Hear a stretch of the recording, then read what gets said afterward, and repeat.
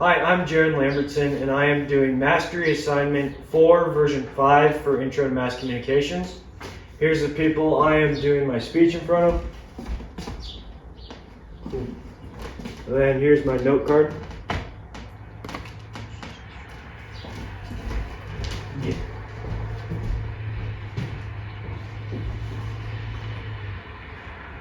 Bud Light canceled for marketing ad.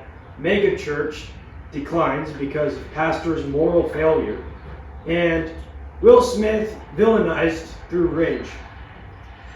All of these are examples of a crisis. Communication in the aftermath will either be water or gasoline on the fire.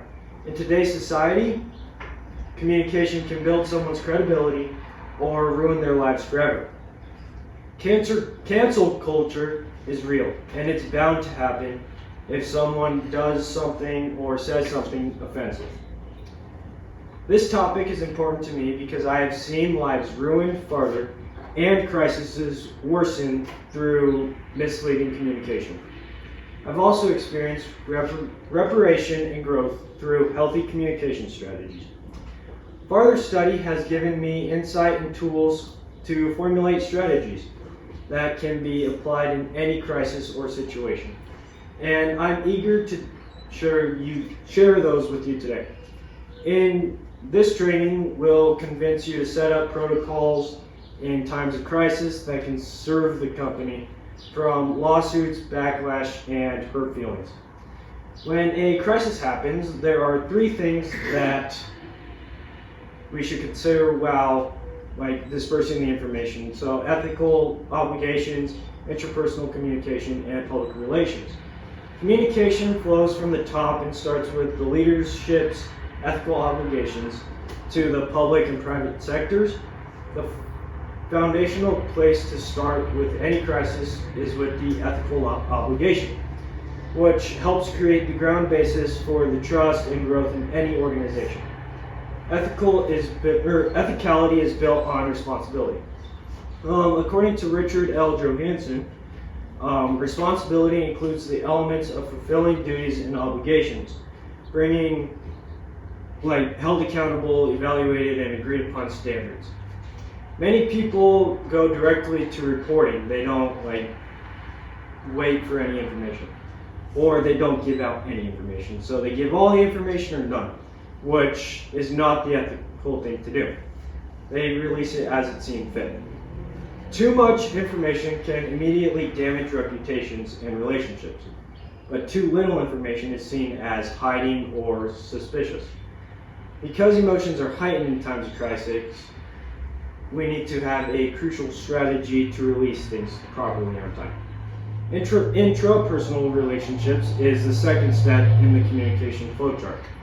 In the sense of interpersonal relationships, this word can be seen as your inner circle, so your bosses, your employees, and your coworkers. They should be the first to know what's happening to respect that relationship. Communication to them is essential during times of crisis, so they know how to adapt to it, so they need to know the problem.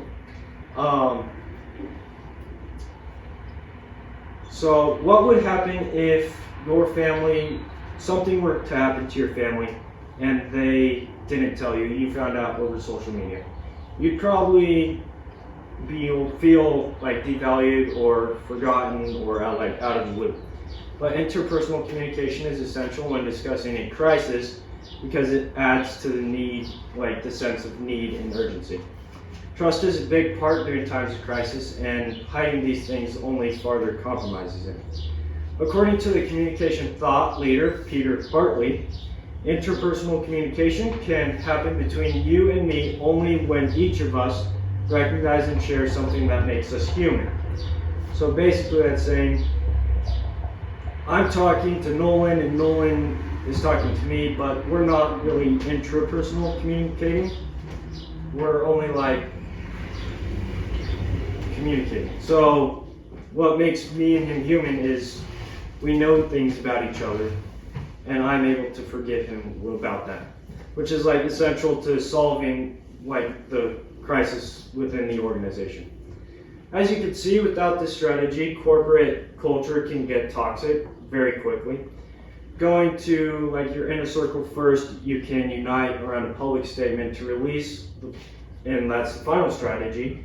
The public has already thought of your image about your company, whether it's good or bad. On either side of the spectrum, it's your ethical duty to report on anything that is happening in the company. The Webster's Dictionary definition of public relations is the business of introducing the public to have an understanding of goodwill towards a person, firm, or institution. Adding the term understanding lets it be known that people won't be happy with your company all the time, but they also want to know what's going on.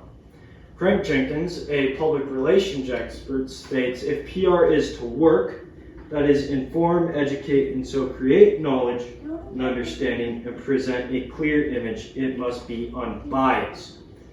So that's just saying the truth, that best option when telling the public about a crisis is after considering all the ethical stuff that is going on and communicating with that team.